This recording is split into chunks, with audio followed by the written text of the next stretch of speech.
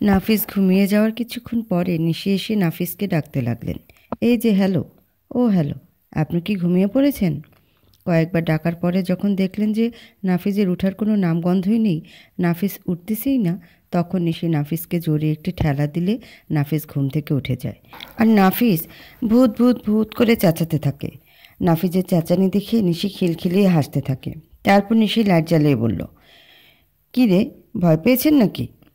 দেখেন পেতনি আপু, আমি কিন্তু আপনার কোনো ক্ষতি করিনি, আমাকে কিছু করেন না প্লিজ। আমার কিছু হয়ে গেলে যে আমার মায়াবতীটা বিধবা হয়ে যাবে।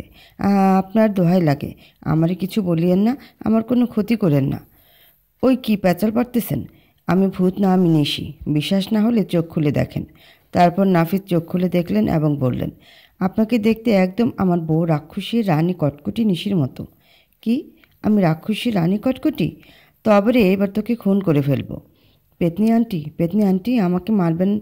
এ তো দেখছি মহাবিপদ। কি লেগেছে পাগল ছাগলের ঘুম থেকে ডেকে উঠালাম বুঝতেছি না। হিহি হিহি করে হাসছে আর বলছি, কে বলছি আমি ঘুমাইছি?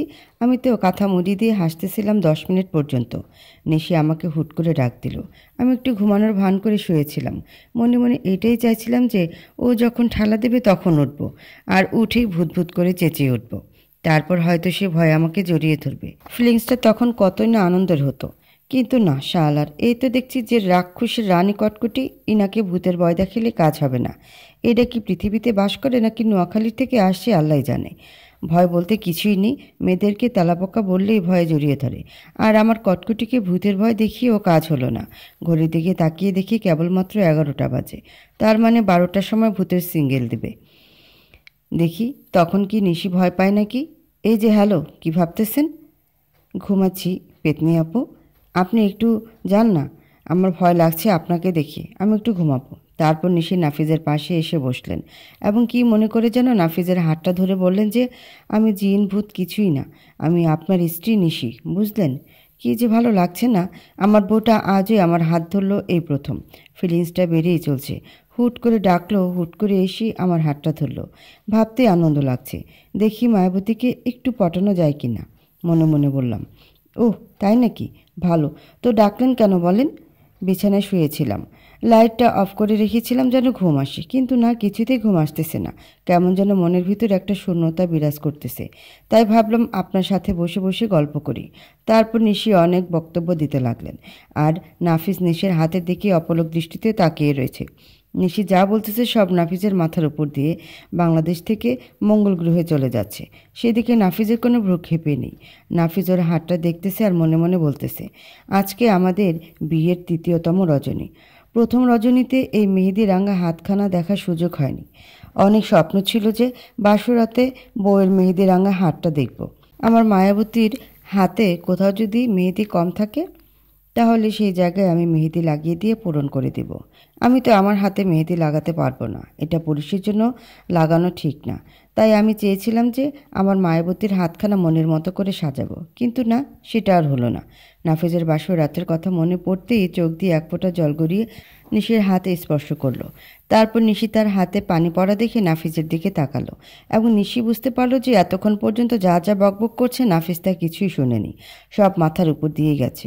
আর লক্ষ্য করলো যে নাফিস মাথাটা নিচু করে বিড়বিড় করে কী যেন বলতেছে, আর তার চোখ বেয়ে 1-2 ফোঁটা করে অশ্রু পড়তেছে। তারপর নিশি একটা কাশি দিয়ে নাফিসকে বলল, কি ব্যাপার, আমার হাতের দিকে তাকিয়ে কান্না করতেছেন কেন, আর বিড়বিড় করে কী বলতেছেন? নিশির কথা শুনে নাফিস ভাবনার সাগর থেকে ফিরে এলেন এবং তারপর বললেন, কিছু বলছেন? কানে কি শুনতে পান না? পাই, তবে মায়াবতীর কথা মনে পড়লে মাঝে মধ্যে শুনি না কানে।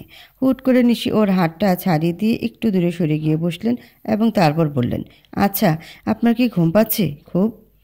এই ঘুম শব্দটার সাথে অনেকদিন যাবৎ তেমন একটা সম্পর্কই নেই। হয়তো মাঝে মধ্যে হুট করে ঘুমিয়ে যাই, আবার মাঝে মধ্যে হুট করে উঠে পড়ি ঘুম থেকে। কেন? নিশি জিজ্ঞেস করছে। একটা কথা কি জানো, পৃথিবীতে কিছু কেন শব্দ আছে যে কিছু কেন শব্দের কখনো কখনো কোনো উত্তর খুঁজে পাওয়া যায় না। সেই সব কেনর উত্তর অনেকে হাজারো চেষ্টা করলেও বলতে পারবে না। তার মধ্যে এই কেন শব্দটা আবদ্ধ রয়েছে, তাই উত্তরটা জানি না। কিছু মনে করো না, একটু তুমি করেই কথাটা বললাম। কথা তো ভালোই গুছিয়ে বলতে পারে। কত সুন্দর রোমান্টিক মুড নিয়ে কথাগুলো বলল। মনে হচ্ছে যেন সে তার জিএফের সাথে কথা বলতেছে। আর আমার মনে হচ্ছে যেন আমার সেই স্বপ্নের হিরোটা আমার সাথে কথা বলছে, যে হিরোটার চেহারা কখনো দেখিনি। দূর থেকে সে আমায় দেখে দেখে মজা নিত, কিন্তু আমি কখনো তার দেখা পেলাম না। মনে হচ্ছে যেন সে আমার পাশে বসে বসে কথাগুলো বলতেছে, আর আমারও কেমন যেন কথাগুলো শুনতে খুব মন চাচ্ছে। জানি না আমার হাজব্যান্ড জীবনে কতগুলো মেয়ের অফার পেয়েছে, যত সুন্দর চেহারা, কথার ভাবভঙ্গি দেখলে সবাই ক্রাশ খাবে, কিন্তু আমি যে কেন খাচ্ছি না কিছুই বুঝতেছি না। আমি যে ক্রাশ খাইনি একেবারে তা কিন্তু না, আমিও টুকটাক ক্রাশ খেয়েছি, কিন্তু আমার স্বপ্নের হিরোর কথা মনে পড়লে আমার রাগ হয়ে যায় তার উপর। আর আমার রাগ উঠলে কখন যে কি করে বসি নিজেও জানি না, কিন্তু আজকে কেমন যেন তার সাথে কথা বলতে রাগ হচ্ছে না। মনে হচ্ছে এখন ছাদে গিয়ে তার সাথে বসে বসে গল্প করি। দেখি তাকে একটু জিজ্ঞাসা করে ছাদে যাবে নাকি। কি ব্যাপার, ঘুম পড়েছেন নাকি? নাফিজের কথা শুনে নিশির ভাবনায় বেঘাত ঘটল। তারপর নিশি বলল, না, ঘুমায় পড়িনি। আচ্ছা, তাহলে ঘুমিয়ে পড়ুন, রাত অনেক হয়েছে, প্রায় 11:30 বাজে, আর আজকে অনেক ক্লান্ত আপনি, অনেকটা পথ অতিক্রম করে আসছেন। এখন ঘুমান তাহলে ভালো হবে, তা না হলে শরীর খারাপ করতে পারেন। হুম, বললেই হলো। আমি ঘুমাবো না। তাহলে কি করবেন? সারা রাত জেগে জেগে মশা পাহারা দিবেন নাকি? প্রয়োজনে তাই করব। আচ্ছা চলুন না ছাদে যাই। কী ব্যাপার, হুট করে ছাদে যেতে চাচ্ছেন কেন? আপনাকে মারবো, তাই ছাদে যেতে চাচ্ছি, চলুন আমার সাথে। এই বলে নিশি নাফিসের হাত ধরে টানতে টানতে ছাদে নিয়ে যেতে লাগলো, আর নাফিস ওর কাণ্ড দেখে মিটমিট করে হাসতে লাগলেন। যে সিঁড়ির সামনে এলেন তখন নাফিসের মনে পড়ে গেল যে খাটের তলে তো ওর ফোনটা রয়েছে, তাই ভাবলেন যে আজকে আর ওটায় কাজ হবে না, এখন ফোনটা নিয়ে আসা উচিত। কিন্তু ও যদি আমার সাথে রুমে যায় আর যদি সে দেখে যে খাটের তলে আমার ফোন রয়েছে, তাহলে হয়তো সে আমাকে সন্দেহ করতে পারে। তার চেয়ে ভালো ওরে এখানে দাঁড় করিয়ে আমি ফোনটা নিয়ে আসি। কি হলো, এখানে দাঁড়িয়ে গেলেন কেন? নাফিস কি বলবে ভেবে পাচ্ছে না, তাই সে একটা আঙ্গুল উঠিয়ে সংকেত দিল যে তার হিসু আসছে। তারপর নাফিস বলল যে আপনি এখানে একটু দাঁড়ান, আমি আসতেছি। নাফিজা বলল, ঠিক আছে যান, দ্রুত আসবেন। তারপর নাফিস রুমে গিয়ে খাটের তলা থেকে ফোনটা বের করতে গেলে খাটের সাথে মাথায় একটা গুঁতো খেলেন। তারপর রাগের মাথায় খাটকে কয়েকটা গালি দিয়ে নিশির কাছে চলে আসলেন মাথা ডলতে ডলতে। নিশি তার মাথা ডলতে দেখে তাকে জিজ্ঞেস করলেন, কি ব্যাপার, মাথায় কি হয়েছে?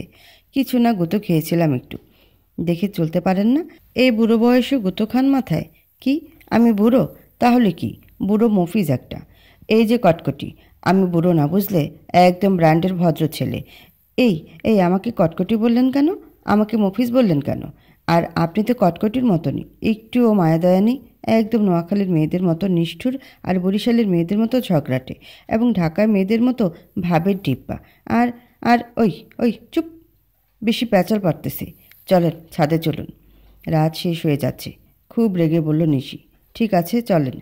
আল্লাহ গো, মরে বাঁচাও, এই নিষ্ঠুর রানী কটকটি আমাকে ছাদে নিয়ে যাচ্ছে, আমার প্রচণ্ড ভয় লাগছে। কি দিয়ে না কি করে ফেলে আল্লাহ জানে। আচ্ছা, আমাকে এত রাতে ছাদে নিয়ে আসলে কেন? কেন, আপনার খারাপ লাগতেছে নাকি? অনেক খারাপ লাগতেছে। আমার আরামের ঘুম হারাম করে আপনি আমাকে নিয়ে আসছেন কেন ছাদে? এত ঘুম কিসের? হ্যাঁ, সব সময় তো শুধু ঘুমান, আজ না হয় একটু খোলা আকাশের নিচে দাঁড়িয়ে আপনি নিজেকে প্রমাণ করুন যে আপনিও একটা রাত খোলা আকাশের নিচে দাঁড়িয়েছিলেন। একটা কথা কি জানেন, এই আকাশের নিচে দাঁড়িয়ে থাকাটা না আমার পুরনো অভ্যাস। এখানে সব সময় দাঁড়িয়ে দাঁড়িয়ে কল্পনা করতাম যে আমার মায়াবতীটা যদি আমার পাশে থাকতো, তাহলে দুজন মিলে কখনো ঘুমাতাম না, একেবারে ঘুমাতাম না। তা কিন্তু নয়, ঘুমাতাম অল্প কিছুক্ষণ, তারপর আমার মায়াবতীটাকে কোলে করে নিয়ে আসতাম এই খোলা আকাশের নিচে। এই জ্যোৎস্না ভরা রাতে খোলা আকাশে ওঠা তারকার ঝিক ঝিক ঝলমল আলোতে আমার মায়াবতীটাকে হয়তো অনেক সুন্দর লাগতো। তার হরিণ কালো চোখ দুটোর দিকে চেয়ে চেয়ে কাটিয়ে দিতাম সারাটা নিশিরাত। আর স্নিগ্ধ সকালে ওই সবুজ মাঠে দুজনে খালি পায়ে হাঁটতাম, শিশির ভেজা কুয়াশাকে স্পর্শ করাতাম আমার মায়াবতীর পদতলে। প্রতিটা রাতে তাকে নিয়ে এই ছাদের এক কোণে একটা মাদুর বিছিয়ে মাদুরের উপর বসে বসে মায়াবতীটাকে নিয়ে আবৃত্তি করতাম হাজারো কবিতা। আমাকে আমার একটা ফ্রেন্ড জান্নাতুল ফেরদৌসী সে একটা কবিতা শুনিয়েছিল। কবিতাটা শুনে কেমন যেন মনের ভিতরে একটা ভালো লাগা কাজ করে। আমিও ঠিক ওই কবিতাটাই আবৃত্তি করতাম আমার মায়াবতীকে নিয়ে। ওই আকাশের সম্পূর্ণ নীল তোমাকে এনে দিব যদি তুমি চাও, ওই নদীর সব মোহনা দিয়ে সাজিয়ে দিব তুমি যদি চাও এই আমাকে, এই গাছের সব কোমল পাতা দিবে তোমাকে সুশীল হাওয়া, ভালো যদি বাসো আমায়। ওই চঞ্চল পাখিরা দিবে তোমায় রাত জেগে পাহারা, নিগুম হয়ে ভাবো যদি আমায়। তুমি যদি চাও এই পৃথিবীর সব সুখ এনে দিব তোমার কাছে, যদি তুমি থাকো আমার পাশে। এই যে রোমান্টিক বয়, কোথায় হারিয়ে গেলেন? এত সুন্দর করে কবিতা আবৃত্তি করতে পারেন, আমি জানতামই না। কি, আপনি শুনে ফেলেছেন? বারে, সেই কখন থেকে তো আপনি আপনার মায়াবতীর কল্পনার জগতে হারিয়ে গিয়েছিলেন আর বিড়বিড় করে কবিতা বলতেছিলেন, আর আমি মন দিয়ে শুনতেছিলাম। বাহ, কত সুন্দর অনুভূতি আপনার। ঠিক আছে, শুনছেন, ভালো কথা। এখন আমি চললাম, আমার ভালো লাগছে না, ঘুম আসতেছে। এই যে হ্যালো, কোথায় যাচ্ছেন? কোথায় আবার? ঘুমাতে যাব। আপনি যাবেন? গেলে চলুন। আচ্ছা, আপনি কি সত্যিই ঘুমাবেন? আপনার কি প্রচণ্ড ঘুম পাচ্ছে? যদি ঘুম পায় তাহলে ঠিক আছে, যেতে পারেন, আমি নিষেধ করব না। আর যদি ঘুম না আসে তাহলেও থাকতে পারেন, তাও আমি নিষেধ করব না। আমি তো চাই তোমার হাতে হাত রেখে সারাটা রজনী গল্প করেই কাটিয়ে দিতে, কিন্তু তুমি তো সেটা চাচ্ছ না। একটু হাতছানি করে কাছে ডেকে নিলে কি হয় বলো? মনে মনে বলল নাফিস।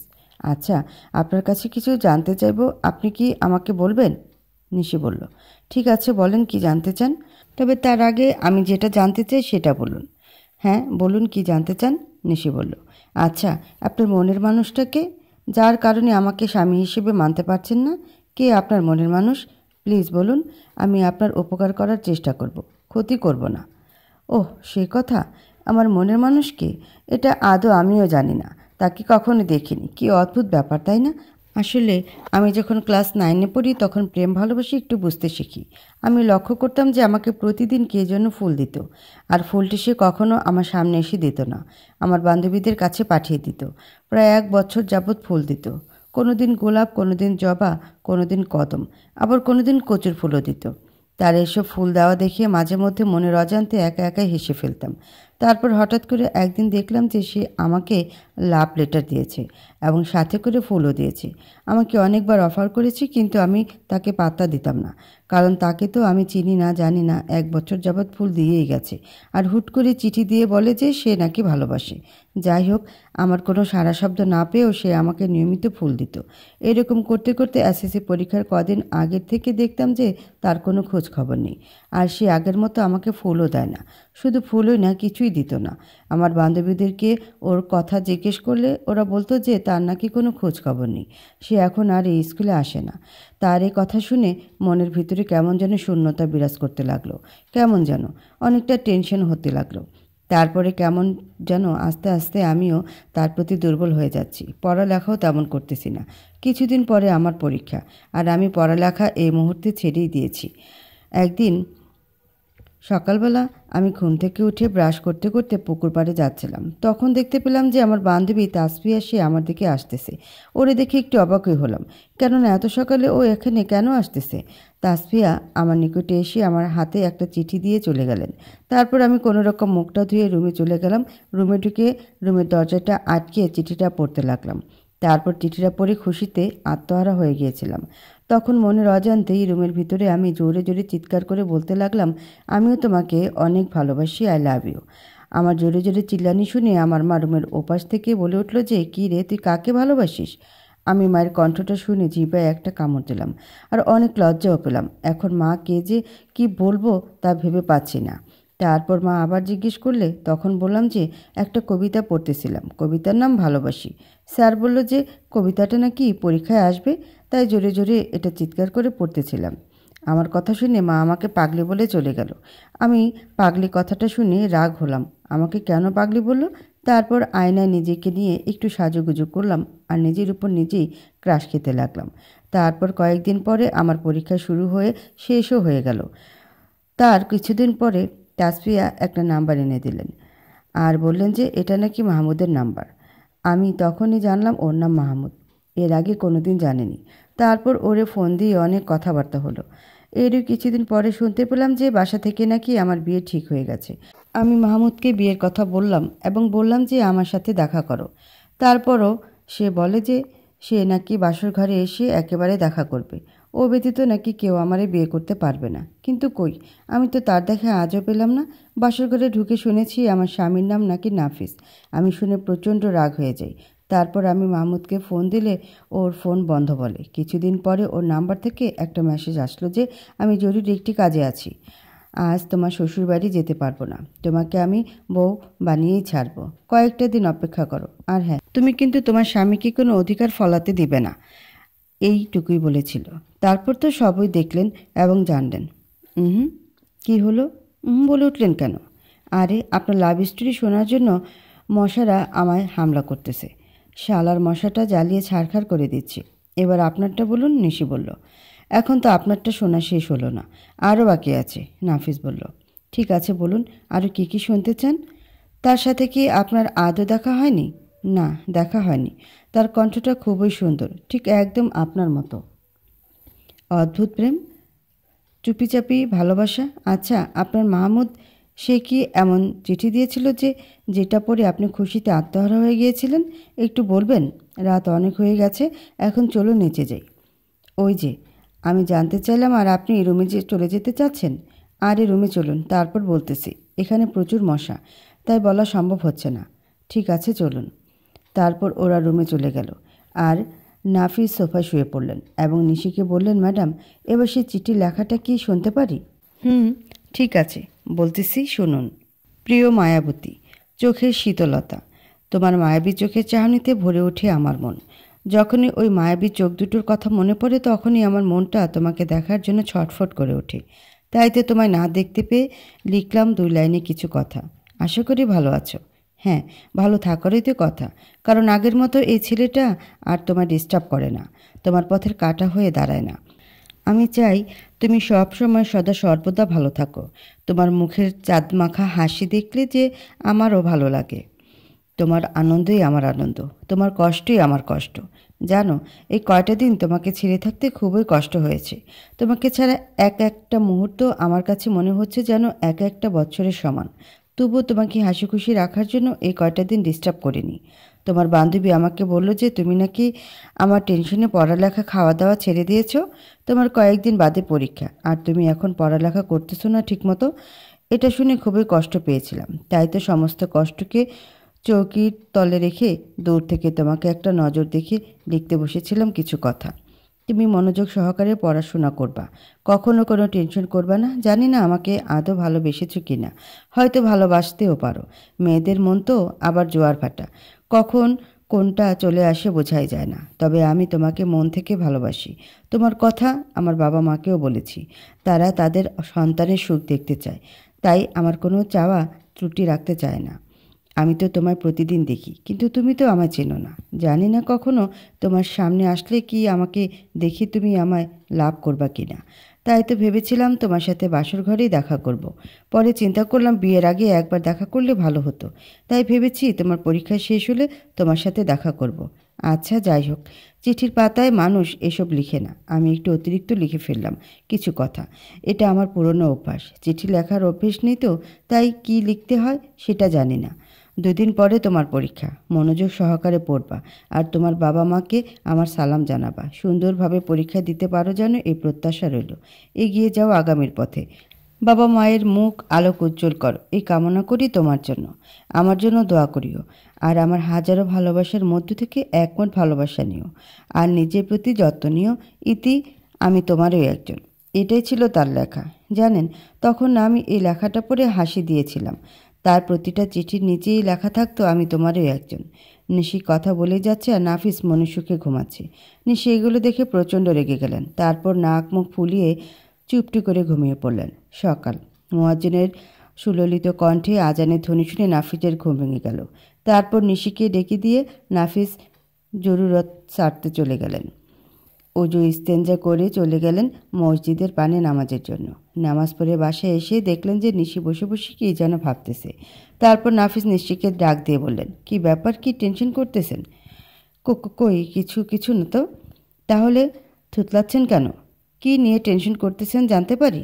না, কিছু না, আপনার না জানলেও চলবে, নিশি বলল। সমস্যা নেই, আপনি কী নিয়ে টেনশন করতেছেন সেটা আমি বুঝতে পারছি। আসলে ভালোবাসার মানুষের থেকে নিজেকে দূরে রাখাটা খুবই কষ্টসাধ্যের ব্যাপার। ওসব নিয়ে টেনশন করে নিজের ক্ষতি করো না, নিজেকে শান্ত রাখার চেষ্টা করো, দেখবে একটা সময় সব ঠিক হয়ে যাবে, নাফিস বলল। হয়েছে আর উপদেশ দিতে হবে না, কাজ থাকলে কাজে যান, তা না হলে চুপ করে ঘুমান। ভালো কথা বললেই দোষ। এর জন্যই গুরুজনেরা বলে যে মেয়েরা বুঝে কম, চিল্লায় বেশি। নাফিস মনে মনে বলল, না, এই কটকটির জ্বালাতে দেখছি বাসায়ও থাকা যাবে না। আচ্ছা, আপনি আপনার কাজ করুন, আমি আমার কাজে চললাম। এই বলে নাফিস রুম থেকে বের হয়ে রাস্তায় চলে গেলেন। তারপর রাস্তা দিয়ে হাঁটতে লাগলেন। স্নিগ্ধ সকালে ঠান্ডা হাওয়াতে একা একা হাঁটার মজাটাই আলাদা। রাস্তার পাশে বয়ে গেছে খাল বিল, আরও আছে বিভিন্ন রকমের ক্ষেত স্বরূপ। চাষিরা সকাল সকালই কাজকর্মে লেগে গেছেন। জেলেরা নদীর থেকে মাছ ধরে বাজারে নিয়ে যাচ্ছেন বিক্রি করার জন্য। আর আমি নাফিস রাস্তা দিয়ে আর শস্য ক্ষেত দিয়ে হাঁটতেছি মনকে শান্ত করার জন্য। লোকে বলে একবার যাকে ভালোবাসা যায় তাকে নাকি কখনো ভোলা যায় না।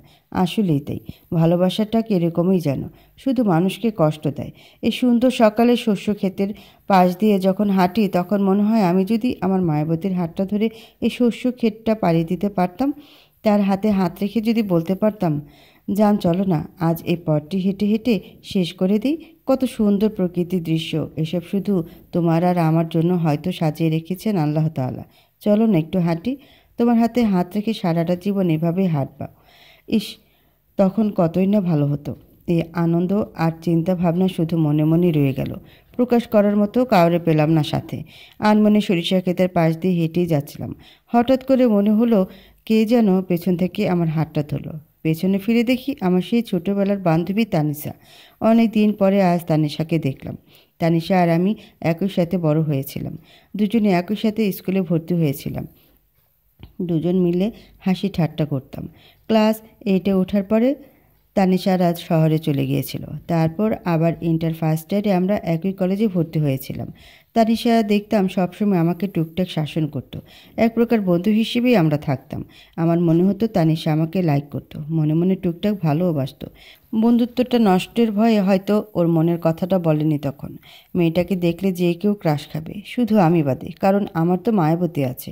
আচ্ছা যাই হোক, দেখি তানিশা কী বলে। কী রে তুই, কেমন আছিস? তানিয়া জিজ্ঞেস করলো। আছি কোনো রকম, তোর কী খবর বল? হঠাৎ করে এখানে আসলি যে? কালকে শহর থেকে চলে আসছি। তোর বিয়েতে আসতে চেয়েছিলাম কিন্তু আসতে পারিনি, একটা প্রবলেম ছিল তাই। ভালো, যা, শহর, তোর সাথে কথা নেই, আমার বিয়েতে আসলি না।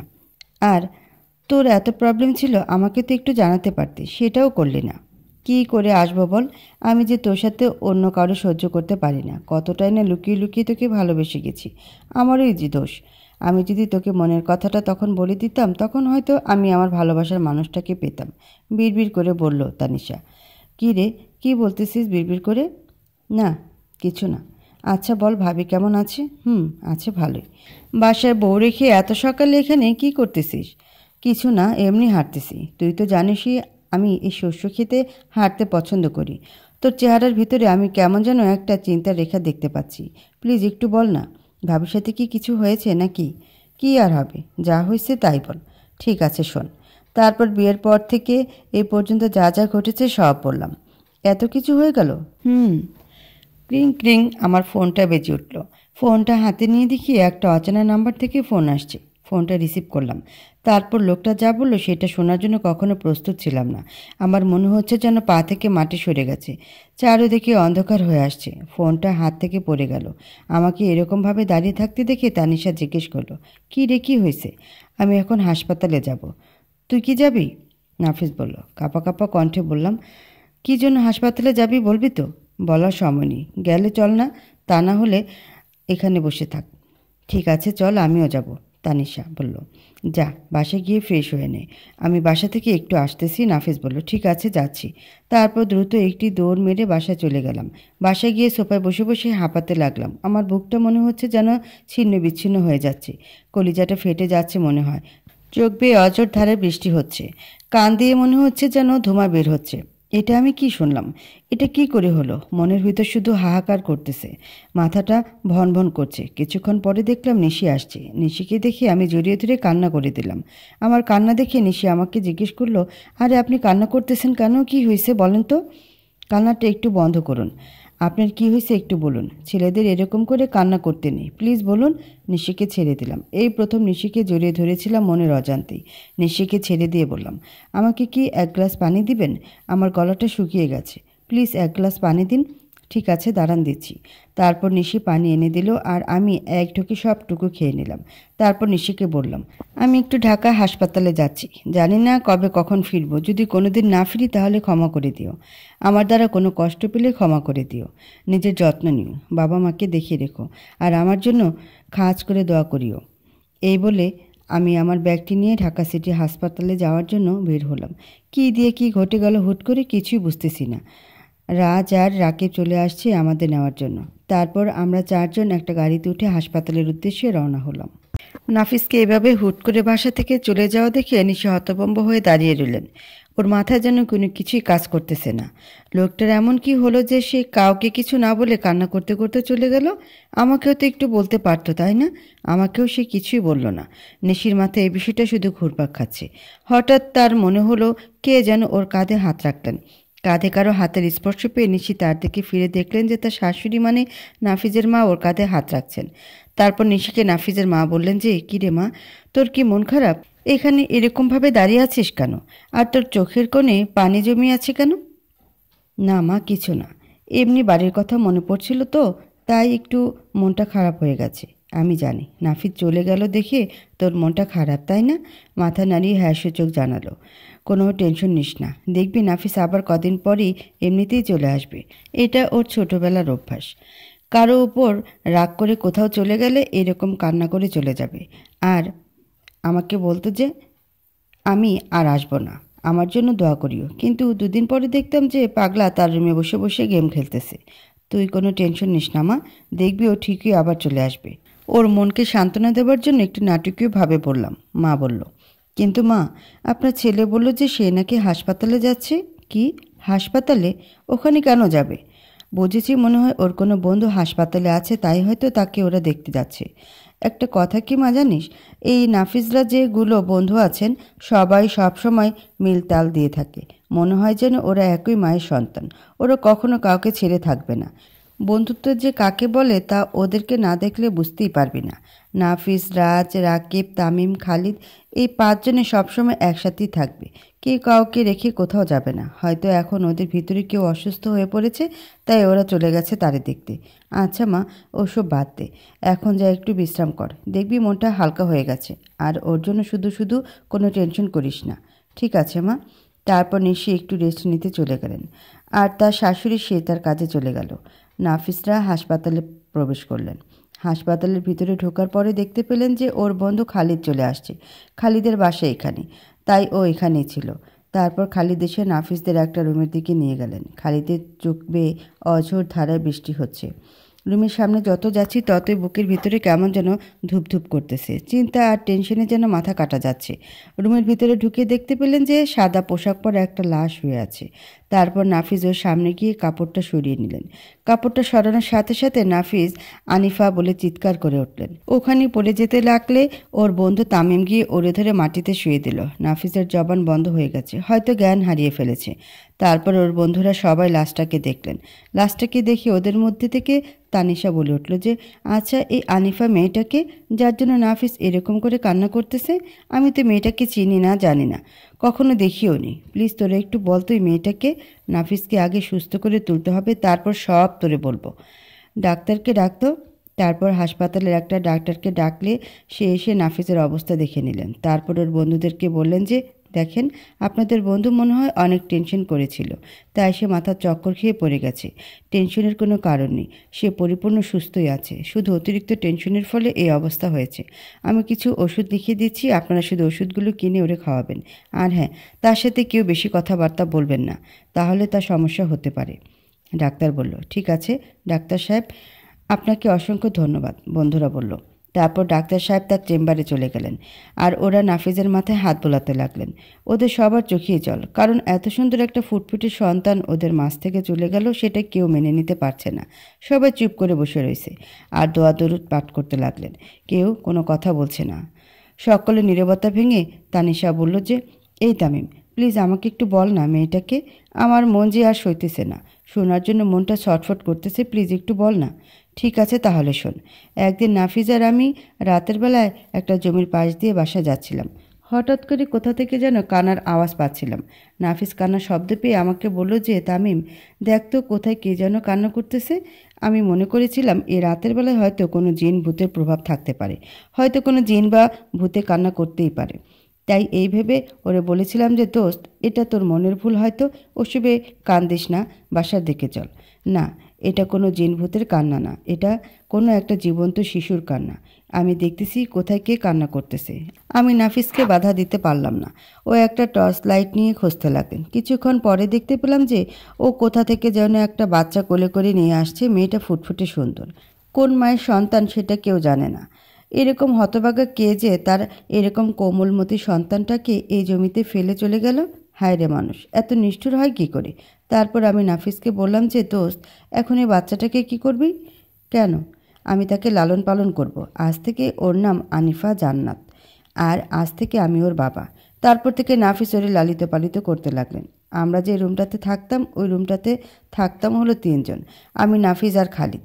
কলেজে পড়তাম আর ওটাতে থাকতাম। তারপর আমাদের রুমের পাশে আরেকটা রুম ভাড়া নিল নাফিস। তারপর নাফিস আর আনিফা ওই রুমটাতেই থাকতো। নাফিসই ছিল ওর বাবা মা। তারপর একটু একটু করে আনিফা বড় হতে থাকে। ওর বয়স 3 বছর হলো। পাকনা পাকনা কথা বলা শিখেছে। নাফিসকে সবসময় আব্বু বলেই ডাকে। আর নাফিস তো মা ছাড়া কোনো কথাই বলে না। আমরা বছরে বাড়ি যেতাম হলো শুধু ঈদের 2 দিন আগে। আনিফাকেও নাফিস বাসায় নিয়ে যেতেন। একবার ওর মায়ের কাছে ওরে রেখে আসছিল, কিন্তু আনিফা সেখানে থাকে না। নাফিসকে রেখে একটা মুহূর্ত সে থাকতে চায় না। আমরা কিছুদিন পরে আনিফাকে একটা স্কুলে ভর্তি করে দিলাম। আনিফা বাচ্চা মেয়ে, সেই স্কুলে যেতে পারতো না, ভয় করতো যেতে। নাফিস ওর কলেজ ফাঁকি দিয়ে আনিফাকে নিয়ে স্কুলে যাওয়া আসা করতো। তারপর আমাদের বাসায় মালিকের একটা নাতনি ওই স্কুলে 5-এ পড়তো। আনিফা ওর সাথে স্কুলে যাওয়া আসা করতো। এইভাবে একটু একটু করে নাফিসের পড়ালেখা শেষ হয়। ও একটা অনলাইনে জব করে আর আনিফাকে দেখাশোনা করে। আনিফা সবসময় ওরে বলতো যে, আব্বু আব্বু, আমাকে একটা আম্মু এনে দাও না। এসব কথা যখন বলে তখন নাফিস ওরে বুকের সাথে জড়িয়ে নিয়ে বলে, পাগলি মেয়ে আমার, তুমি কোনো টেনশন করো না, আমি তোমার জন্য একটা আম্মু এনে দেব। তার কিছুদিন পরে নাফিসের বাসা থেকে বিয়ের চাপ আসে। নাফিস আনিফাকে বলল যে, মা চলো, তোমার জন্য একটা আম্মু নিয়ে আসি। তুমি না একটা আম্মুর কথা বলেছ? না বাবা, আমি যাব না। তুমি আমাকে এই কথা বলে বাসায় রেখে আসবা, তাই না? তুমিই যাও তোমার বাসাতে। না মা, তোমার জন্য একটা আম্মু আনতে যাব, আবার তোমাকে নিয়েই চলে আসব। না, আমি যাব না, আমি এই বাসায় থাকবো। আমি সাদিয়ার সাথে খেলাধুলা করব। তারপর নাফিস হাজারো বোঝানোর পরে কোনো কাজ হলো না। নাফিস আনিফাকে রেখে বাসায় চলে গেল। সাথে আমরাও চলে গেলাম বাসায়। ওর বিয়ে হয়ে গেল। বিয়ের পরের দিন সকালে খালিদার আমি চলে আসি ঢাকায়। এখানে এসে আনিফাকে বললাম যে, তোমার একটি আম্মু আনছি, তোমার আব্বু তোমার আম্মুকে নিয়ে 2 দিন পরে চলে আসবে। আনিফা আমার কথা শুনে খুশি হয়ে গেল। তারপর আজ সকালে আমি আর খালিদ একটু হাঁটতে বের হয়েছিলাম। অনেকটা দূরে হাঁটতে গেছিলাম। ওখান থেকে এসে দেখি বাসার সামনে অনেক লোক দাঁড়িয়ে আছে। চারিদিকে রক্তের বন্যা বয়ে গেছে। আমরা মনে করলাম হয়তো কেউ অ্যাক্সিডেন্ট করেছে। তাই একটু সামনে এসে যা দেখলাম তা দেখার জন্য কোনো প্রস্তুত ছিলাম না। মাথাটা তখন ভো ভো করে ঘুরতে লাগলো। এক নিমিষেই দুনিয়াটা অন্ধকার হয়ে গেল। চোখ বেয়ে অঝোর ধারায় বৃষ্টি বয়ে গেল। জোরে একটা চিৎকার মেরে আনিফাকে বুকের সাথে জড়িয়ে ধরলাম। পাশে পড়েছিল একটা স্কুল ব্যাগ। হয়তো স্কুলে যাওয়ার জন্য বের হয়েছিল একাই। তারপর ওরে কোলে করে নিয়ে হাসপাতালে চলে আসলাম। এরপর ডাক্তার ঘোষণা দিল যে সে নাকি অনেক আগেই আমাদের ছেড়ে চলে গেছে। কথাটা শুনে মাটিতে পড়ে গেলাম। কি শুনতেছে এসব? আমার কানকেও বিশ্বাস হচ্ছে না। চোখের সামনে আমাদের কলিজাটা চলে গেল। এখন নাফিস কি নিয়ে বাঁচবে? শুধু নাফিস নয়, আমরা কি নিয়ে বাঁচব?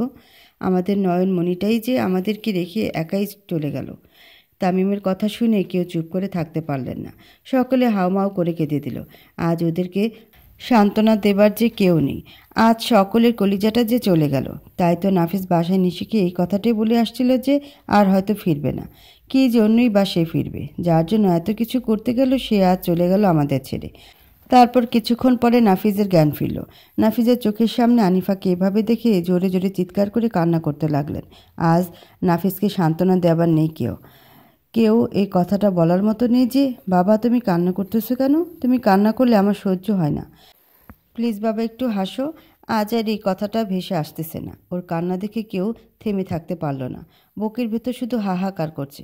তারপর আনিফাকে হাসপাতাল থেকে অ্যাম্বুলেন্সে করে নিয়ে ওদের বাসায় চলে যায়। বাসার সামনে এরকম হঠাৎ করে অ্যাম্বুলেন্স দেখে সকলেই একটু বিষম খেয়ে যায়। কি ব্যাপার, বাসায় হুট করে অ্যাম্বুলেন্স? নাফিজের বাবা মা সহ বাসা যারা যারা আছেন সকলেই গাড়ির নিকটে চলে আসে। তারপর গাড়ি থেকে আনিফাকে নামানো হলে আনিফাকে দেখে নাফিজের বাবা মা লাবিবা সহ কান্না করে দিলেন।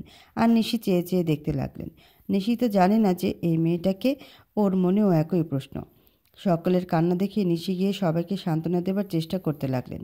নিশি দেখতেছেন যে আনিফার লাশের পাশে নাফিজের বন্ধুগুলো বসে বসে কান্না করতেছে, আর নাফিজের বাবা মাকে সান্ত্বনা দিতে লাগলেন। তারপর কিছুক্ষণ পরে আনিফার দাফনের কাজ সমাপ্ত হয়। মসজিদের গোরস্থানের তাকে দাফন করা হয়। রাত প্রায় 12টা বেজে গেছে। অনেকে যার যার বাসায় চলে গেছে। নাফিজের বন্ধুগুলো সবাই এখানে রয়ে গেল, ওরা কেউ বাসায় যায়নি। নিশির মনে শুধু এই প্রশ্নটাই জাগতে লাগলো, কার কাছ থেকে শুনবে তা ভেবে পাচ্ছে না। তারপর তিনি লক্ষ্য করলেন যে ঘরের এক কোণে কে যেন বসে রয়েছে। মনে হচ্ছে যেন কোনো এক পাগল। মাথার চুলগুলো এলোমেলো, চোখ দিয়ে অজর ধারায় বৃষ্টি ঝরছে। নিশি একটু সামনে গিয়ে দেখলেন যে এটা পাগল না, এটা তার হাজব্যান্ড নাফিজ। তারপর নিশি এক পা দুপা করে হাঁটতে হাঁটতে নাফিজের নিকটে চলে আসছেন এবং নাফিজের পাশে গিয়ে বসে পড়লেন আর নাফিজের হাতটা ধরে বলতে লাগলেন,